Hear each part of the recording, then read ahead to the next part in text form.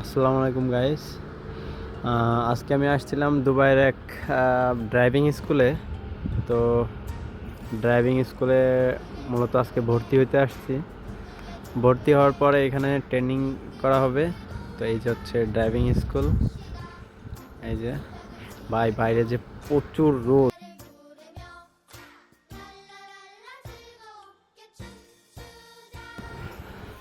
এই জায়গায় হচ্ছে ড্রাইভিং প্র্যাকটিস করায়। বাংলাদেশের বিআরটিএ ভাই দেখলে দেখা যায় যে গাড়ির এক এক কর্নারে এই ভাঙা ওই ভাঙা, এই এই নাই ওই নাই।